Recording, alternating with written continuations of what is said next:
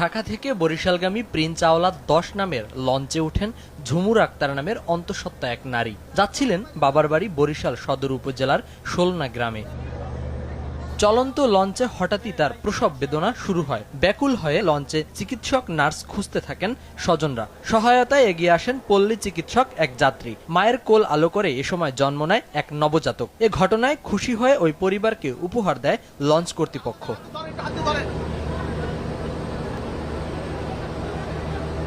এটার পেইন উঠছে তখন আমাদের জাহাজে যতটুকু পরিমাণ ওষুধ সামগ্রী ছিল সবই এখানে আমরা তাদেরকে সার্বিক সহযোগিতা করছি এবং হ্যাঁ তাদের চলাচল তারা দুইজন আজীবন চলাচল করবে ফ্রি।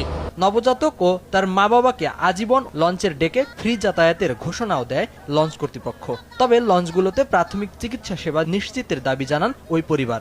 লঞ্চে উঠছি পর তারপর ও বলতেছে ভাবি আমার ব্যথা উঠছে, তারপর আমরা ব্যথার ওষুধ খাওয়াইছি, তারপর কমে নাই, তারপর ও আস্তে আস্তে ব্যথা বাড়ছে পর তারপর বলার পর আমরা ওই সাইডে নিয়ে তারপর চাদর বিছাইয়ে চাদর চারপাশে দিয়ে তারপর ই করছে, তারপর দাইমা উগে আসছে, তারপর সেই করছে। নবজাতক ও মা সুস্থ রয়েছেন। বরিশাল ঘাটে পৌঁছে নিরাপদেই সন্তানকে নিয়ে বাড়ি ফিরেন মা।